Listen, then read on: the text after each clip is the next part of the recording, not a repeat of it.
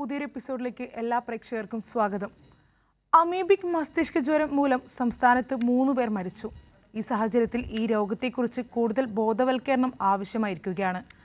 Amoebic മസ്തിഷ്ക ജ്വരത്തെക്കുറിച്ച് അറിഞ്ഞിരിക്കേണ്ട കാര്യങ്ങളാണ് ഹലോ ഡോക്ടർ ഇന്ന് സംസാരിക്കുന്നത്. നമുക്കൊപ്പം ചേരുന്നത് തിരുവനന്തപുരം ഗവൺമെൻറ് മെഡിക്കൽ കോളേജിലെ ഫിസിഷ്യനും ന്യൂറോളജിസ്റ്റുമായ പി പ്രവീണാണ്. ജനറൽ മെഡിസിൻ വിഭാഗം അഡീഷണൽ പ്രൊഫസറാണ് ഡോക്ടർ. നമസ്കാരം ഡോക്ടർ. നമസ്കാരം ഡോക്ടർ. ഇന്ന് ഏറ്റവും കൂടുതൽ ചർച്ച ചെയ്യേണ്ടതും ഏറ്റവും കൂടുതൽ ബോധവൽക്കരണം വേണ്ട ഒരു കാര്യമാണ് അമീബിക് മസ്തിഷ്ക ജ്വരം. എങ്ങനെയാണ് ഈ ഒരു രോഗം നമ്മുടെ തലച്ചോറിനെ ബാധിക്കുന്നത്? അതായത് മസ്തിഷ്ക ജ്വരം എന്ന് പറയുന്നത് ആദ്യം എന്താണെന്ന് ഞാനൊന്ന് മനസ്സിലാക്കി തരാം, എന്നിട്ട് അമീബയിലോട്ട് വരാം. അപ്പോൾ നമ്മളെ ബ്രെയിനിന്, നമ്മുടെ ഹ്യൂമൻ ബ്രെയിനിൻ്റെ ഒരു കവറിങ് ഉണ്ട്, അതിനെയാണ് നമ്മൾ മെനിഞ്ചസ് എന്ന് പറയുന്നത്. അപ്പോൾ സാധാരണ ബാക്ടീരിയ എല്ലാം ഈ മെനിഞ്ചസിനെയാണ് ഇൻഫെക്ഷൻ ഉണ്ടാകുന്നത്, അതിനെയാണ് നമ്മൾ മെനിഞ്ചൈറ്റിസ് എന്ന് പറയുന്നത്. ഈ മെനിഞ്ചസ് ബ്രെയിനിൻ്റെ ഒരു പ്രൊട്ടക്ഷനാണ്, കവചമാണ്. അപ്പോൾ അത് ഭേദിച്ച് അകത്ത് ബ്രെയിനിനകത്ത് ഇൻഫെക്ഷൻ എത്തുന്നതിനെയാണ് എൻകഫലൈറ്റിസ് എന്ന് പറയുന്നത്. ഇപ്പോൾ ബാക്ടീരിയ, വൈറസ്, ഫംഗസ് ഇതെല്ലാം ഈ മെനിഞ്ചൈറ്റിസ് ഉണ്ടാക്കുന്നതാണ്. ബാക്ടീരിയയിലാണെങ്കിൽ നമ്മൾ സാധാരണ ന്യൂമോകോക്കസ്, മെനിഞ്ചോകോക്കസ് എന്നുള്ള ബാക്ടീരിയയാണ് മെനിഞ്ചൈറ്റിസ് ഉണ്ടാക്കുന്നത്. വൈറസിൽ ഹെർപ്പിസ് ഗ്രൂപ്പിൽ ഹെർപ്പിസ് സിംപ്ലക്സ് വൈറസ് എന്നൊരു വൈറസാണ് എൻകഫലൈറ്റിസ് ഉണ്ടാകുന്നത്. അപ്പോൾ നമ്മൾ ഈ എൻകഫലൈറ്റിസിനെയാണ് ജ്വരം എന്ന് പറയുന്നത്, അതായത് ബ്രെയിനിനകത്ത് കയറുന്നത്. അപ്പം മെനിഞ്ചൈറ്റിസിനേക്കാൾ കുറച്ചുകൂടെ സീരിയസ് ആയിട്ടുള്ളൊരു പരിപാടിയാണ് ജ്വരം അഥവാ എൻകഫലൈറ്റിസ്. കാരണം ഈ ഇൻഫെക്ഷൻ ബ്രെയിനിനകത്ത് കയറി ബ്രെയിനിൻ്റെ കോശങ്ങളെ ബാധിക്കും. അപ്പോൾ അത് കാരണം നമുക്ക് ജന്നി വരാം, അബോധാവസ്ഥ വരാം, മയക്കം വരാം, ഈ ഫിറ്റ്സ് പോലെ വരാം, നമ്മളെ ഒരു സൈഡ് കൊണ്ട് സ്തംഭിതം വരാം. അപ്പോൾ അങ്ങനെ കൂടുതൽ അപകടമുള്ള സാധനമാണ് ഈ എൻകഫലൈറ്റിസ് എന്നുള്ളത്. അപ്പോൾ അതാണ് ഈ മെനിഞ്ചൈറ്റിസും എൻകഫലൈറ്റിസും ഉള്ള വ്യത്യാസം. അപ്പോൾ സാധാരണ ഇതെല്ലാം ഉണ്ടാക്കുന്ന ബാക്ടീരിയ, വൈറസ്, ഫംഗസ് ഒക്കെ ആണല്ലോ. അപൂർവ സാഹചര്യങ്ങളിൽ ഈ അമീബ ഉണ്ടാക്കും. അപ്പോൾ അമീബ സാധാരണ നമ്മൾ വയറിലൊക്കെ വരുന്ന അമീബ എന്ന് പറഞ്ഞാൽ എൻഡമീബയാണ്. അത് വെള്ളത്തിൽ കൂടെ വന്നിട്ട് നമുക്ക് വയറിളക്കം മാത്രമേ വരൂ. അത് സാധാരണ വയറിൽ മാത്രം പ്രശ്നം ഉണ്ടാകുന്ന കോമൺ ആയിട്ടുള്ള അമീബേനെ എൻഡമീബ എന്നാണ് പറയുന്നത്. അപ്പോൾ അമീബ തന്നെ പല ടൈപ്പ് ഉണ്ട്. അപ്പോൾ അതിൽ നഗ്ലേരിയ, അക്കാന്തമീബ, ബാലമുത്തു ഇങ്ങനെയൊക്കെ പറഞ്ഞ് 2-3 പ്രത്യേകതര അമീബയുണ്ട്. ഇതിനെല്ലാം ഫ്രീ ലിവിങ് അമീബ എന്നാണ് പറയുന്നത്. അതായത് സാധാരണ അമീബയ്ക്ക് എപ്പോഴും ഒരു ഓർഗാനിസം വേണം, പാരസൈറ്റാണ്. അത് മറ്റൊരു ജീവിയുടെ അകത്ത് മാത്രമേ ഇത് ജീവിക്കാൻ പറ്റൂ. സ്വന്തമായിട്ട് വെള്ളത്തിലും സോയിലിലും ഒക്കെ ഒറ്റയ്ക്ക് ജീവിക്കാനും പറ്റും. ഏതെങ്കിലും ഒരു ഓർഗാനിസത്തിന് അകത്ത് കയറിയാൽ അതിലും സർവൈവ് ചെയ്യാൻ പറ്റും.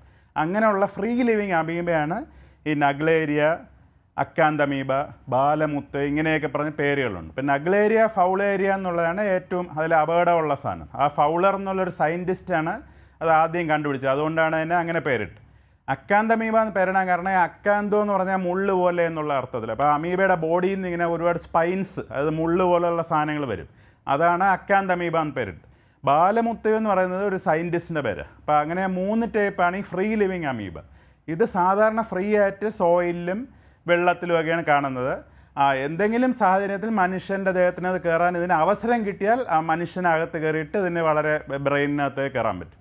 അപ്പോൾ യൂഷ്വലി ഓരോ സ്വഭാവം. ഈ നഗ്ലേരിയാണ് ഇതിൽ ഏറ്റവും അപകടമുള്ള സാധനം. നഗ്ലേരിയ സാധാരണ സോയിലും വെള്ളത്തിലുമൊക്കെയാണ് കാണുന്നത്. അപ്പം നമ്മൾ വെള്ളത്തിലേക്ക് ഇറങ്ങുമ്പോഴത്തേക്ക് നമ്മളെ മൂക്കിനകത്ത് ഈ വെള്ളം കയറുകയാണെങ്കിൽ മൂക്കിനകത്ത് ഒൾഫാക്ടറി നെർവ് എന്നൊരു നെർവുണ്ട്. അതാണ് നമ്മളെ സ്മെല്ലൊക്കെ, അതായത് നമ്മളൊരു മണമൊക്കെ വരുമ്പോൾ സ്മെല്ല് അറിയുന്നത് ഒൾഫാക്ടറി നെർവ്. ഇത് നേരെ ബ്രെയിനിലോട്ട് പോകുന്ന നെർവാണ്. അപ്പോൾ ഈ നഗ്ലേരിയ നേരെ മൂക്കിൽ കയറിയിട്ട് നെർവ് വഴി അത് നേരെ ബ്രെയിനിലെത്തിയിട്ട് എൻകഫലൈറ്റിസ് ഉണ്ടാകും. ബ്രെയിൻ ഈറ്റിംഗ് അമീബ എന്നാണ് പറയുന്നത്. അപ്പോൾ ആ പടത്തിൽ നിങ്ങൾ ശ്രദ്ധിച്ചറിയാം, 2-3 ഷേപ്പിൽ കാണുന്നുണ്ടോ.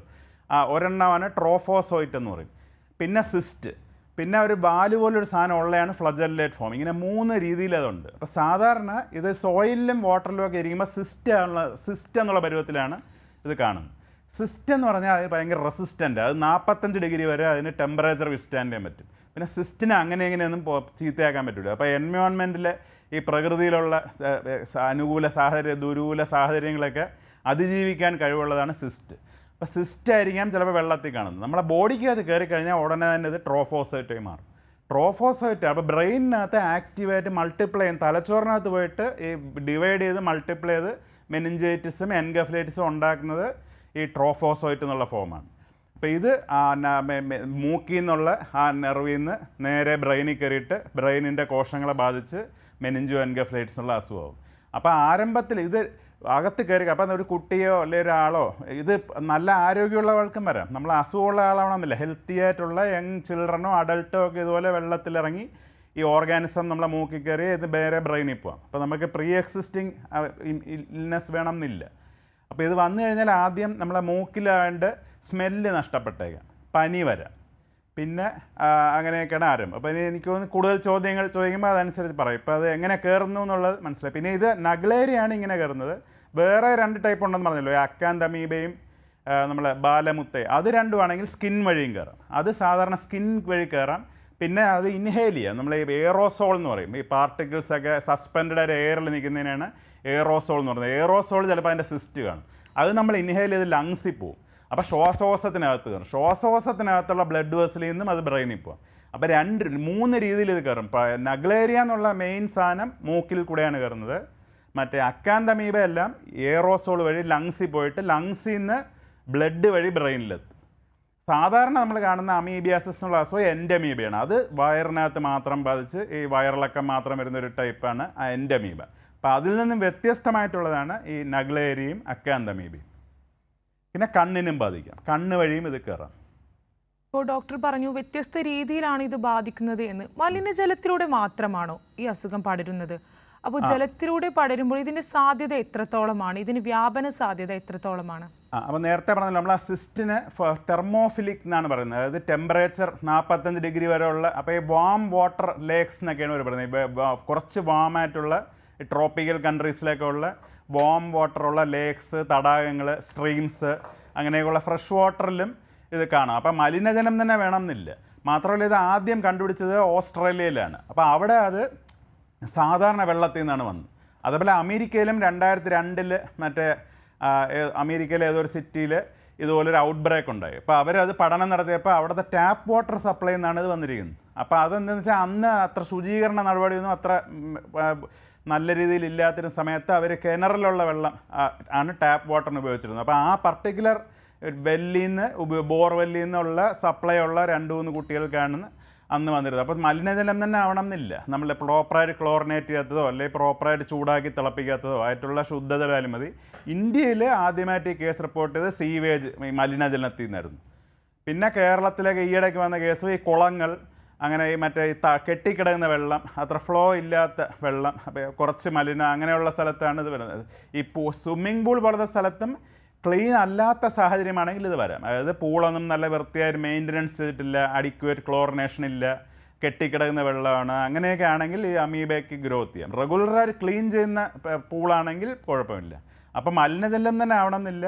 റിവർ, ലേക്ക്, തടാകങ്ങൾ, കെട്ടിക്കിടക്കുന്ന വെള്ളം, swimming pool, even tap water, കുടിവെള്ളത്തിൽ നിന്ന് തന്നെ ഈ കേസുകൾ റിപ്പോർട്ട് വിദേശ രാജ്യങ്ങളിൽ തന്നെ ഉണ്ടായിട്ടുണ്ട് ചരിത്രത്തിൽ.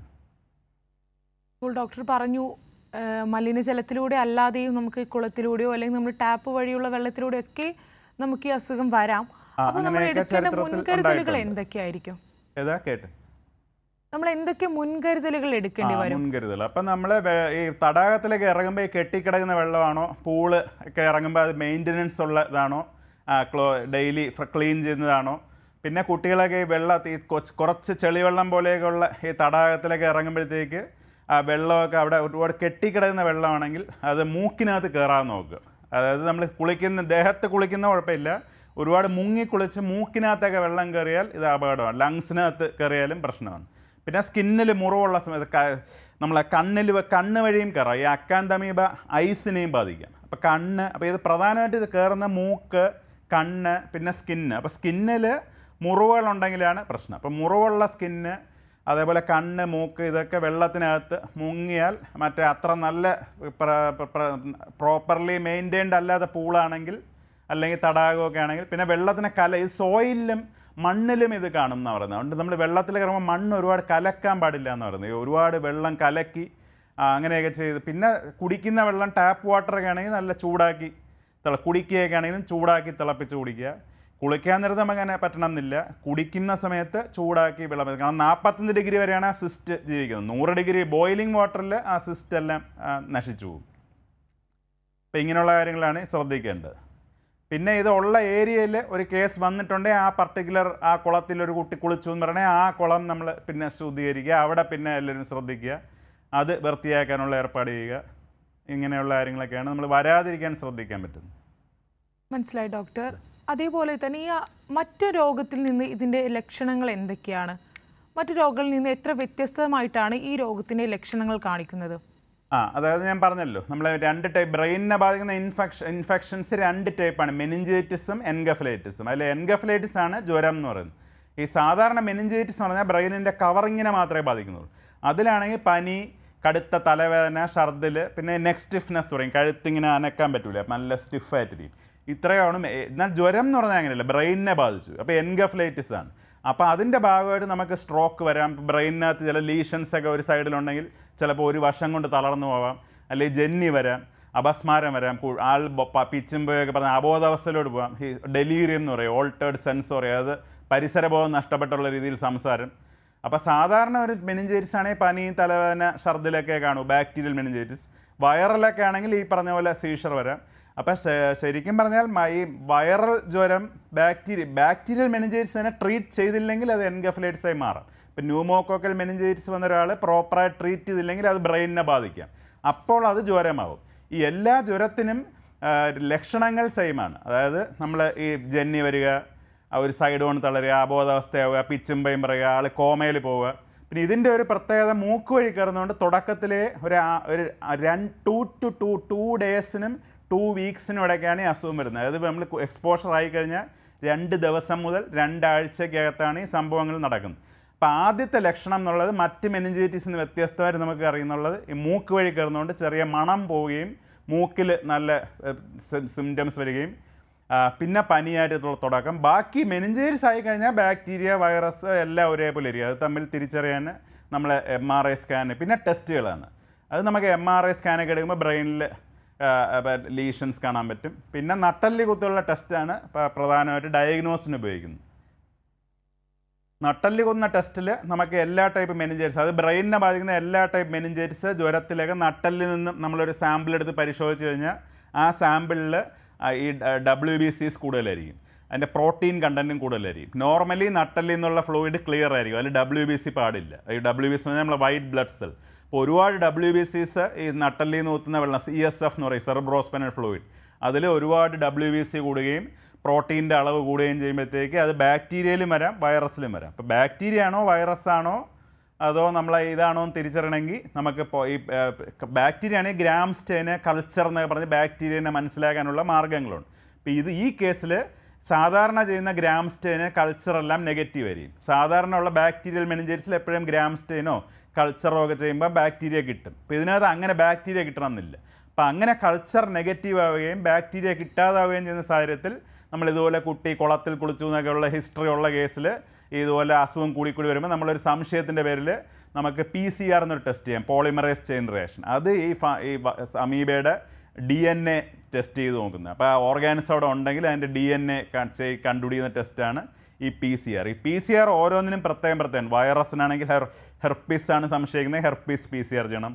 അമീബയുടെ നഗ്ലേറിയയുടെ PCR ചെയ്യണം. അങ്ങനെ ഓരോന്നിനും PCR ചെയ്യണം. അപ്പോൾ അത് കുറച്ച് എക്സ്പെൻസീവാണ്, പൈസ കൂടുതലാവുന്ന ടെസ്റ്റ് ആയതുകൊണ്ട് റുട്ടീൻലി അങ്ങനെ എല്ലാവർക്കും ചെയ്യാറില്ല. ആദ്യം മെനിഞ്ചൈറ്റിസ് ഉണ്ടോ എന്ന് അറിയാൻ വേണ്ടി നമ്മൾ അതിൻ്റെ ഷുഗർ, സെൽസ്, അതിൽ അത്ര WBC ഉണ്ടോ, പ്രോട്ടീൻ ഉണ്ടോ, ഇങ്ങനത്തെ ഗ്രാം സ്റ്റെയിന്, കൾച്ചർ, ഇങ്ങനെ സിമ്പിളായിട്ടുള്ള കാര്യങ്ങൾ മാത്രമേ ചെയ്യാറുള്ളൂ. പ്രത്യേക സാഹചര്യത്തിൽ സംശയമുണ്ടെങ്കിൽ മാത്രമേ നമ്മൾ PCR ചെയ്യൂ. PCR വൈറസിന്, അമീബയെല്ലാം സെപ്പറേറ്റ് ചെയ്ത ഓർഗാനിസം കണ്ടെത്തിയാൽ നമുക്കത് സ്ഥിരീകരിക്കാം. ഡോക്ടർ, അമീബിക് മസ്തിഷ്ക ജ്വരം എങ്ങനെയാണ് അപകടകരമായി മാറുന്നത്? ഇപ്പോൾ മരണം പോലും നമ്മൾ കാണുന്ന സാഹചര്യമുണ്ടായി. അപ്പോൾ ഈ ഒരു രോഗത്തിൻ്റെ സങ്കീർണതകൾ എന്തെല്ലാമാണ്? അതായത് നമ്മളെ ബാക്ടീരിയയിലും എല്ലാം മെനിഞ്ചൈറ്റിസ് വരുമെന്ന് പറഞ്ഞു. പക്ഷേ ബാക്ടീരിയക്കൊക്കെ ആൻറ്റിബയോട്ടിക്സ് ഹൈ ഡോസിൽ കൊടുത്തു കഴിഞ്ഞാൽ നല്ല എക്സലൻറ്റ് റെസ്പോൺസാണ്. അതായത് ഇപ്പോൾ ന്യൂമോകോക്കസ് ആണെങ്കിലോ മെനിഞ്ചോകോക്കസിലാണെങ്കിലോ ഇതേപോലെ പ്രശ്നങ്ങൾ ഉണ്ടാക്കാം. പക്ഷേ ഒരു 2 ദിവസം ആൻറ്റിബയോട്ടിക്സ് ഹൈ ഡോസിൽ നമ്മൾ കൊടുക്കുമ്പോൾ തന്നെ. ഡോക്ടർ, ഞാനിന്ന് ഇടപെടുകയാണ്. നമ്മോടൊപ്പം ഒരു പ്രേക്ഷകൻ കൂടി ചേരുന്നുണ്ട്. വൈക്കത്തിൽ നിന്ന് മാധവനാണ്. മാധവൻ, ഡോക്ടറോട് ചോദിച്ചോളൂ. ഹലോ ഹലോ കേൾക്കുന്നുണ്ട്, പറഞ്ഞോളൂ. ഞങ്ങൾ വെള്ളപ്പുരയാണ് താമസിക്കുന്നത്. വെള്ളം 4 ദിവസം തിരിച്ച് വെള്ളം കിടക്കുക. ഈ വെള്ളം കിടക്കുന്നത് വിഷം പോലെയാണ് കിടക്കുമ്പോൾ ഞങ്ങളുടെ മുറ്റങ്ങളിലെല്ലാം വെള്ളം കയറി കിടക്കുക. അപ്പൊ ഞങ്ങൾ ഇറങ്ങി നടക്കുന്നത് അണുക്കളുണ്ട്, ഈ കാതലെല്ലാം അണുക്കൾ പിടിക്കുന്നുണ്ട്. അപ്പൊ അതിലെന്തെങ്കിലും ഒരു പ്രതിവിധി കാണാൻ കഴിയുമോ എന്നറിയാൻ വേണ്ടിയിട്ടാണ്. അതായത് എനിക്ക് ചോദ്യം ഒന്നുകൂടെ ഒന്ന് വ്യക്തമാക്കി ക്ലിയറായി. നിങ്ങളെ വീട്ടിലെ വെള്ളപ്പൊക്കത്തിന്റെ വെള്ളമാണോ മുറ്റത്ത് കിടക്കുന്നു എന്നാണോ പറയുന്നത്? മുറ്റത്താ കിടക്കുന്ന വെള്ളം, മുറ്റത്ത് കിടക്കുക അരിഞ്ഞ വെള്ളം, ദുഷ്ട വെള്ളമാണ്. അപ്പൊ അങ്ങനത്തെ വെള്ളത്തിൽ കാലിലോ കയ്യിലോ ഒക്കെ മുറിവൊക്കെ ഉണ്ടെങ്കിൽ അതിൽ കൂടെയൊക്കെ നടക്കുമ്പം ശ്രദ്ധിക്കുക. പിന്നെ അതിനകത്ത് മറ്റേ നമ്മളെ മുങ്ങിപ്പോ, അതായത് നമ്മളെ മൂക്ക് കണ്ണൊക്കെ അതിനകത്ത് വരാതെ ശ്രദ്ധിക്കണം. പിന്നെ അത് മുറിവുള്ള ഭാഗങ്ങൾ അതിൽ കോണ്ടാക്ട് വരാതെ ശ്രദ്ധിക്കുക. പിന്നെ അത് വേറെ ഒന്ന് കാര്യങ്ങൾക്ക് വേണ്ടി ഉപയോഗിക്കരുത്. വീട്ടിനകത്തൊക്കെ ഉണ്ടെങ്കിൽ കഴുകി വൃത്തിയാക്കി വെക്കണം. ഡോക്ടർ, നമ്മോടൊപ്പം ഒരു പ്രേക്ഷക ചേരുകയാണ്. എറണാകുളത്ത് നിന്ന് സിനിയാണ്. സിനി, ഡോക്ടറോട് ചോദിച്ചോളൂ. സാറേ, ഞാൻ എറണാകുളത്ത് നിന്നാണ് വിളിക്കുന്നത്. ഞാൻ ഈ നമ്മുടെ വാട്ടർ ടാങ്കുകളിലേക്ക് നമ്മൾ വെള്ളം ശേഖരിച്ച് വെക്കുമല്ലോ, അപ്പൊ അതിനകത്തൊക്കെ ഈ അമീബയൊക്കെ വളരാനായിട്ട് സാധ്യതയുണ്ടോ?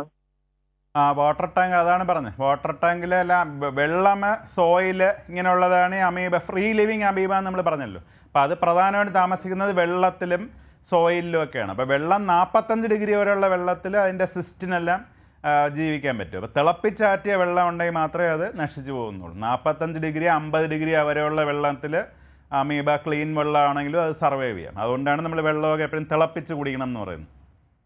നമ്മൾ അതിനകത്തുനിന്ന് ഇപ്പോൾ കുളിക്കാനൊക്കെ യൂസ് ചെയ്യുമല്ലോ. കുളിക്കാൻ യൂസ് ചെയ്യും. അപ്പോൾ അങ്ങനെ ഉള്ളപ്പോഴത്തേക്ക് സാധാരണ അങ്ങനെ ടാപ്പ് വാട്ടറിലൊക്കെ വരുന്ന വെള്ളത്തിൽ നമ്മൾ അഡിക്വേറ്റ് ക്ലോറിനേഷന്, ഇപ്പോൾ കോർപ്പറേഷൻ വെള്ളമൊക്കെ ഒരു ക്ലോറിനേഷൻ ചെയ്തിട്ട് ശുദ്ധീകരണമൊക്കെ ചെയ്തിട്ടാണല്ലോ വരുന്നത്. അപ്പോൾ നമ്മൾ ഡാമിൽ നിന്നൊക്കെ ഉള്ള വെള്ളം കോർപ്പറേഷൻ സപ്ലൈ ചെയ്യുമ്പോൾ അവർ ശുദ്ധീകരണ പല പല രീതികളുണ്ട്. അതൊക്കെ ചെയ്ത് ക്ലോറിനേഷനെ കഴിഞ്ഞ് അങ്ങനെ വരുന്ന വെള്ളമാണെങ്കിൽ കുഴപ്പമില്ല. ഡയറക്റ്റായിട്ട് നമ്മളെടുക്കുന്ന വെള്ളമാണെങ്കിൽ പ്രോപ്പറായിട്ട് നമ്മൾ നല്ല രീതിയിൽ ശാസ്ത്രീയമായിട്ട് രീതിയിൽ ശുദ്ധീകരണം ഇല്ലെങ്കിൽ അതിന് സാധ്യതകളുണ്ട്. അപ്പം അങ്ങനെയുള്ള ശുദ്ധീകരണത്തിനെ കുറിച്ച് നിങ്ങൾ ചിന്തിക്കണം. ടാങ്കുകൾ നമ്മൾ കുറെ എടുക്കാതെയൊക്കെ ടാങ്കുകളിൽ ഇരിക്കുമ്പോഴേ ടാങ്കെല്ലാം ഇടയ്ക്ക് ക്ലീൻ ചെയ്യണം. ടാങ്കൊക്കെ ഒരു 6 മാസമൊക്കെ കൂടുമ്പോൾ ഒന്ന് ക്ലീൻ ചെയ്ത് വെള്ളമൊക്കെ ഒന്ന് മാറ്റി അതിനകത്ത് അഴുക്കൊക്കെ കാണുമല്ലോ. അപ്പോൾ അതൊക്കെ ഒന്ന് ക്ലീൻ ചെയ്യുക. ഇടയ്ക്ക് വേണമെങ്കിൽ ഈ ക്ലോറിനേഷന്, പിന്നെ പൊട്ടാസ്യം പെർമാംഗനേറ്റ്, ഇങ്ങനത്തെയൊക്കെ ഇതൊക്കെ ഉണ്ട്. അപ്പോൾ അതിനൊക്കെ ശാസ്ത്രീയമായ രീതികളുണ്ട്. അപ്പോൾ അതിനെക്കുറിച്ച് അറിയാമെന്നുള്ള ആൾക്കാരെ വിളിച്ച് കാണിച്ച് അതനുസരിച്ച് ചെയ്യണം. പിന്നെ കുടിക്കുമ്പോൾ എപ്പോഴും തിളപ്പിച്ചാറ്റി കുടിക്കുക. പൈപ്പ് വെള്ളമാണെങ്കിലും ഡയറക്റ്റ് പൈപ്പ് വെള്ളം കുടിക്കുന്നത് അത്ര നല്ലതല്ല. പ്രേക്ഷകർക്ക് മനസ്സിലായെന്ന് കരുതുന്നു. ഡോക്ടർ, നമ്മൾ നേരത്തെ സംസാരിച്ചത് അമീബിക് മസ്തിഷ്ക ജ്വരം എങ്ങനെയാണ് ഇത്രയും അപകടകരവും നമ്മൾ പറഞ്ഞല്ലോ. അപ്പോൾ നമ്മൾ ബാക്ടീരിയ, അത് നമ്മൾ വ്യത്യാസമാണ് ഞാൻ പറഞ്ഞുകൊണ്ടിരുന്നത്. സാധാരണ ബാക്ടീരിയയ്ക്കൊക്കെയാണെങ്കിൽ ബാക്ടീരിയയ്ക്ക് നല്ല ആൻറ്റിബയോട്ടിക്സിൽ നല്ല റെസ്പോൺസ് കിട്ടും. അമീബയ്ക്ക് അതിന് മാത്രം റെസ്പോൺസുള്ള മരുന്നുകൾ കണ്ടുപിടിച്ചിട്ടില്ല. അപ്പം നമ്മൾ നോർമലി ഇപ്പോൾ ഒരു ന്യൂമോകോക്കയോ ഒക്കെ ഉണ്ടാക്കുമ്പോഴത്തേക്ക് 20% മോർട്ടാലിറ്റി. അതൊരു ന്യൂമോകോക്കസ് എന്നുള്ള ബാക്ടീരിയ മെനിഞ്ചൈറ്റിസ് ഉണ്ടാക്കിയാലും 20% ആൾക്കാരെ മരിക്കുന്നുള്ളൂ. 80% ആൾക്കാരും 100% റിക്കവർ ചെയ്ത് പുറത്ത് വരും. പക്ഷേ ഇത് അങ്ങനെയല്ല. 98% മരണനിരക്ക് ഇപ്പോൾ പറയുന്നത്. അത് നഗ്ലേരിയ അമീബ ബ്രെയിനിനെ ബാധിച്ച് ഈ ട്രോഫോസോയിറ്റ് എന്നുള്ള ഫോം നമ്മളെ ബ്രെയിനിനകത്ത് എത്തി എൻകഫലൈറ്റിസ് ആയിക്കഴിഞ്ഞാൽ 98% ഇപ്പോഴത്തെ ഇതനുസരിച്ച് സ്റ്റാറ്റിസ്റ്റിക്സ് അനുസരിച്ച് വേൾഡ് മൊത്തം മരണനിരക്ക്. അത് 98% പേരും 2% വരെയൊക്കെ രക്ഷപ്പെടാൻ സാധ്യതയുള്ളൂ. കേരളത്തിൽ തന്നെ ഈ വർഷം 5 പേർക്ക് വന്നു, അതിൽ 3 പേര് മരിച്ചു. 98% മരണനിരക്ക്. കാരണം നമ്മൾ സാധാരണ കൊടുക്കുന്ന പെനിസിലിന്, സാധാരണ ബാക്ടീരിയയൊക്കെയാണ് നമ്മൾ പെനിസിലിന്, സെഫ്ട്രിയാക്സോൺ, വാങ്കോമേസിൻ ഇങ്ങനെയൊക്കെയുള്ള പവർഫുൾ ആയിട്ടുള്ള ആൻറ്റിബയോട്ടിക്സ് ഉണ്ട്. ഈ ആൻറ്റിബയോട്ടിക്സ് ഒന്നും അമീബയിൽ വർക്ക് ചെയ്യില്ല. അപ്പോൾ അമീബയിൽ നമ്മൾ വർക്ക് ചെയ്യുന്ന ഫംഗസിനൊക്കെ വേണ്ടി കൊടുക്കുന്ന ഒരു പ്രത്യേകതരം മരുന്നുണ്ട്, ആംഫോട്രസിൻ. അങ്ങനെയൊക്കെയുള്ള ചില മരുന്നുകൾ മാത്രമേ വർക്ക് ചെയ്യൂ. അപ്പോൾ അത് കുറച്ച് സൈഡ് ഇഫക്ട്സ് കൂടിയ മരുന്നുകളാണ്. ഫുള്ളായിട്ട് വർക്ക് ചെയ്യണമെന്നില്ല. അപ്പോൾ നമ്മൾ ട്രീറ്റ്മെൻറ്റ് വൈസ് നോക്കുമ്പോൾ 98% മരണനിരക്ക് ബ്രെയിൻ. അതുകൊണ്ടാണ് ആ ബ്രെയിൻ ഈറ്റിംഗ് അമീബ എന്നുള്ള പേര് തന്നെ വന്നത്. ശരി ഡോക്ടർ, ഇപ്പോൾ പറഞ്ഞു അത്രയും ചികിത്സ ഉറപ്പാക്കി കഴിഞ്ഞാലും അതിലുള്ള സാധ്യത വളരെ കുറവാണ് എന്നത്. 98% മരണനിരക്കുള്ള അസുഖമാണ്. എസ്പെഷ്യലി നഗ്ലേരിയ എന്നുള്ളത്. മറ്റേ അക്കാന്തമീബ എന്നൊരു സാധനം ഇത് 3 ടൈപ്പ് ഉണ്ടെങ്കിൽ നഗ്ലേരിയയാണ് ഏറ്റവും വിറുളൻ്റ് ആയിട്ടുള്ള സാധനം. അക്കാന്തമീബ പിന്നെ വേറൊരു രീതിയിലും വരാം, കണ്ണിൽ വരാം. ഈ കോണ്ടാക്ട് ലെൻസ് യൂസ് ചെയ്യുന്നവരും സൂക്ഷിക്കണം. കോണ്ടാക്ട് ലെൻസ് യൂസ് ചെയ്യുന്നവരുടെ ആ സൊല്യൂഷനകത്ത് അമീബ കയറി ഇരുന്നിട്ട് കോണ്ടാക്ട് ലെൻസ് യൂസ് ചെയ്യുമ്പോൾ കണ്ണിൽ കെരട്ടൈറ്റിസ് എന്നുള്ള അസുഖം വരും. അത് വന്നു കഴിഞ്ഞാൽ കോർണിയയിൽ അൾസർ വന്നിട്ട് കാഴ്ച നഷ്ടപ്പെടാൻ സാധ്യതയുണ്ട്. അതിനും സർജറിയൊക്കെ, അതും അത്ര വന്നു കഴിഞ്ഞാൽ പാടാം. വരാതിരിക്കാൻ ശ്രദ്ധിക്കണം. ഇപ്പോൾ കോണ്ടാക്ട് ലെൻസ് യൂസേഴ്സൊക്കെ ഒരു 3 മാസത്തിലൊരിക്കൽ കോണ്ടാക്ട് ലെൻസ് മാറ്റി ഉപയോഗിക്കണം എന്ന് പറയാറുണ്ട്. പിന്നെ ആ സൊല്യൂഷൻ, ക്ലീനിങ് സൊല്യൂഷൻ യൂസ് ചെയ്യുന്നത് പ്രോപ്പറായിട്ടുള്ള ആൻറ്റിസെപ്റ്റിക്കിൽ ഇട്ട് വയ്ക്കണം. അത് ക്ലീനായിട്ട് യൂസ് ചെയ്യണം. അപ്പോൾ അങ്ങനെ കണ്ണിനെ മാത്രം, ഇപ്പോൾ ഇത് കണ്ണ്, സ്കിന്ന്, ലങ്സ്, മൂക്ക് ഇതുവഴിയൊക്കെയാണ് ഈ ഓർഗാനിസം കയറുന്നത്. അപ്പോൾ കണ്ണിനെ മാത്രം ബാധിക്കുന്ന ടൈപ്പാണ് ഈ അക്കാന്തമീബ എന്ന് പറയുന്ന സാധനം. അത് കോണ്ടാക്ട് ലെൻസ് ഒക്കെ യൂസ് ചെയ്യുന്നവർക്ക് വരാം. അങ്ങനെയുള്ളൊരു കോണ്ടാക്ട് ലെൻസ് ഉപയോഗിച്ച് സ്വിം ചെയ്യാനും പാടില്ല. ഇപ്പോൾ കോണ്ടാക്ട് ലെൻസിൻ്റെ കാര്യം പറഞ്ഞു. അപ്പോൾ കണ്ണിന് മാത്രം ബാധിക്കുമ്പോഴാണെങ്കിൽ ഇതിൻ്റെ ചികിത്സയിൽ ശ്രദ്ധിക്കേണ്ട കാര്യങ്ങൾ എന്തൊക്കെയാണ്? എന്തൊക്കെ ചികിത്സാ മാർഗങ്ങളുണ്ട്? ഈ അക്കാന്തമീബയിലും നമ്മൾ സാധാരണ അമീബയിൽ കൊടുക്കുന്ന കുറച്ച് മരുന്നുകളുണ്ട്. ഈ ആംഫോട്രസിൻ, ഫ്ലൂസൈറ്റോസിൻ, റിഫാംബിസിൻ ഇങ്ങനെ പറഞ്ഞ മരുന്നുകൾ നമ്മൾ കൊടുക്കുന്നു. പക്ഷെ മരുന്ന് കൊടുത്താലും ആ ബാക്ടീരിയയ്ക്ക് കിട്ടുന്ന ആ ഒരു റെസ്പോൺസ് പലപ്പോഴും അമീബയെ കിട്ടാറില്ല. ഈ വൺസ് അമീബിക് കെറട്ടൈറ്റിസ് വന്നു കഴിഞ്ഞാൽ പലപ്പോഴും കാഴ്ച നഷ്ടപ്പെടാനാണ് കൂടുതൽ സാധ്യത. ചികിത്സിച്ച് ശരിയാക്കാനുള്ള സാധ്യത കുറവാണ്. അപ്പോൾ ഇത് വരാതിരിക്കുക എന്നുള്ളതാണ് നമ്മൾ കൂടുതൽ ശ്രദ്ധിക്കേണ്ടത്. അപ്പോൾ കോണ്ടാക്ട് ലെൻസ് യൂസ് ചെയ്യുന്നവർ അത് കുറച്ച് ഹൈജീനിക്കായിട്ട് യൂസ് ചെയ്ത് 3 മാസത്തിലൊരിക്കൽ അത് മാറ്റുക. എപ്പോഴും അത് ആൻറ്റിസെപ്റ്റിക് സൊല്യൂഷൻ തരുമല്ലോ, അതിൽ തന്നെ ഇട്ട് വയ്ക്കുക. അങ്ങനെ അതിട്ട് വെള്ളത്തിൽ ഇറങ്ങാതിരിക്കുക. ഇങ്ങനത്തെ കാര്യങ്ങളൊക്കെയാണ്. അല്ല ട്രീറ്റ്മെൻറ്റ് ഓപ്ഷൻസ് കുറവാണ്. പിന്നെ ഒഫ്തൽമോളജി ഡോക്ടറെയാണ് കാണേണ്ടത്. കെറട്ടൈറ്റിസ് വന്നു കഴിഞ്ഞാൽ ഒഫ്തൽമോളജിസ്റ്റാണ്, നമ്മൾ ന്യൂറോളജിസ്റ്റ് അല്ല. ഇപ്പോൾ ഒഫ്തൽമോളജിസ്റ്റിൻ്റെ അടുത്ത് പോയാൽ അവരാണ് എന്തെങ്കിലും ചെയ്യാൻ പറ്റുന്ന സർജറിയൊക്കെ വേണമെന്നുള്ള കാര്യമൊക്കെ അവരാണ് ഡിസൈഡ് ചെയ്യുന്നത്. ഡോക്ടർ, ഇന്ന് ഇപ്പോൾ അസുഖം വരുന്ന ആൾക്കാർക്ക് പൊതുവെ ഉപയോഗിക്കുന്ന ചികിത്സാ മാർഗങ്ങൾ എന്തൊക്കെയാണ്? പൊതുവേ നമ്മളെ സിംറ്റം അനുസരിച്ചാണ്. ഇപ്പോൾ പേഷ്യൻറ്റിന് ഫിറ്റ്സ് ഉണ്ട്, അപ്പോൾ നമ്മൾ ഫിറ്റ്സിൻ്റെ മരുന്ന് കൊടുക്കും. ഇപ്പോൾ എപ്പിലസി ആദ്യമേ പുള്ളി ജെന്നി ആയിട്ടാണ് വന്നതെങ്കിൽ ജെന്നി വരാതിരിക്കാനുള്ള മരുന്ന് കൊടുക്കും. പിന്നെ MRI സ്കാൻ എടുക്കുമ്പോൾ ബ്രെയിനിൽ നീരുണ്ടെങ്കിൽ നീര് കുറയാൻ വേണ്ടി നമുക്ക് ഡെക്സോണ, സ്റ്റീറോയിഡ് കൊടുക്കാറുണ്ട്, മാനിറ്റോൾ കൊടുക്കാറുണ്ട്. അപ്പോൾ ഇതെല്ലാം സപ്പോർട്ടീവ് ട്രീറ്റ്മെൻറ്റ് എന്ന് പറയും.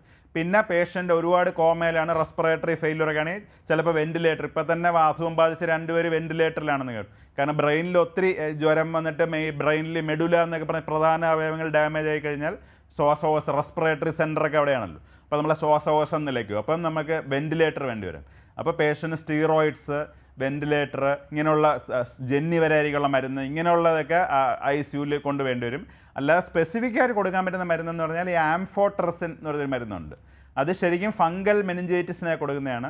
ഈ ഫംഗൽ മെനിഞ്ചൈറ്റിസ് അങ്ങനെ എല്ലാവർക്കും വരുന്ന അസുഖമല്ല, അത് HIV ഉള്ളവർക്ക് മാത്രം വരുന്ന അസുഖമാണ്. ഈ ഫംഗസ് ഒക്കെ എപ്പോഴും HIV, ഡയബറ്റിസ് ഇങ്ങനെയുള്ളവർക്കാണ് ഈ ഫംഗൽ മെനിഞ്ചൈറ്റിസ് വരുന്നത്. പക്ഷേ അമീബ അങ്ങനെയല്ല, നഗളേരിയ ഹെൽത്തി ഉള്ളവർക്കും വരാം. അക്കാന്തമീബ കുറച്ചുകൂടെ ഈ HIV ഒക്കെ ഉള്ളവർക്കാണ് അക്കാന്തമീബ വരാൻ കൂടുതൽ സാധ്യതയുള്ളത്. അത് കുറച്ചുകൂടെ നഗ്ലേരിയനേക്കാൾ മൈൽഡ്, കുറച്ചുകൂടെ പതുക്കെ ആയിരിക്കും വരുന്നത്. ഒരു 2-3 ആഴ്ച കൊണ്ടായിരിക്കും അസുഖങ്ങൾ വരുന്നത്. നഗ്ലേരിയ ദിവസങ്ങൾ കൊണ്ടുവരും. ഇപ്പോൾ രണ്ടിനും ട്രീറ്റ്മെൻറ്റ് സെയിമാണ്. നമ്മൾ ആംഫോട്രസിൻ B എന്ന് പറയും, ഫംഗസിന് ഉപയോഗിക്കുന്ന അതേ മരുന്ന് തന്നെയാണ്. പിന്നെ നമ്മളെ ഫ്ലൂസൈറ്റോസിനുണ്ട്, റിഫാംബിസിൻ എന്നൊരു TBക്ക് കൊടുക്കുന്ന മരുന്നാണ്, അത് ഉപയോഗിക്കാറുണ്ട്. അപ്പോൾ ഇതെല്ലാം ട്രയൽസാണ്. വേൾഡിൽ പല സ്ഥലത്ത് ഈ മരുന്നുകൾ ഉപയോഗിച്ച് അങ്ങനെ കൊടുക്കുന്നതിൽ തെറ്റില്ല എന്ന് അവർ സ്റ്റഡീസ് നടത്തി പ്രൂവ് ചെയ്തിട്ടുള്ള മരുന്ന്. പക്ഷേ 100% അത് വർക്ക് ചെയ്യണം എന്നില്ല. കാരണം ഇത് കൊടുത്തിട്ടുമാണ് 98% ഈ മോർട്ടാലിറ്റി പറയുന്നത്.